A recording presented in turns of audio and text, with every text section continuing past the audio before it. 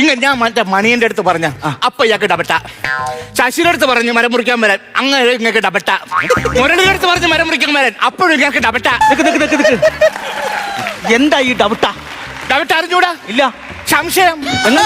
സംശയം. അയ്യോ, ഈ വലിയ വായിന്ന് വന്ന കണ്ടോ സംശയം.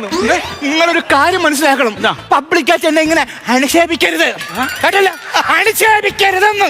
എന്താ? ഒന്നുമില്ലേലും ഞാൻ ദേവത വാഴുന്ന ഒരു തറവാട്ടിൽ നിന്ന് വന്ന പെണ്ണല്ലേ മനുഷ്യ. കറക്റ്റാ, ശ്രദ്ധിച്ച് കേൾക്കണം കേട്ടാ. ഈ പറഞ്ഞ ദേവതയും ഇവൾ അച്ഛനെയും കൂടി ഇവൾ അമ്മ തമ്പാനൂർ റെയിൽവേ സ്റ്റേഷനിൽ നിന്ന് പൊക്കി. അതിനുശേഷം ഈ ദേവതയെ പിന്നെ കണ്ടിട്ടേ ഇല്ല. മനസ്സിലായല്ലോ? ഞാൻ ഒരു കാര്യം പറഞ്ഞുതരാം. കല്യാണത്തിന് ശേഷം നിങ്ങൾ മാത്രമാണ് മനുഷ്യ എന്റെ ഹീറോ. അതല്ലെങ്കിലും അങ്ങനെ തന്നെ. അതിപ്പോ കുടുംബജീവിതത്തിലായിരുന്നാലും സിനിമയിലായിരുന്നാലും ഹീറോ ഒന്നേ ഉള്ളൂ. വില്ലന്മാരൊന്നോ രണ്ടോ നമുക്ക് സഹിക്കാം.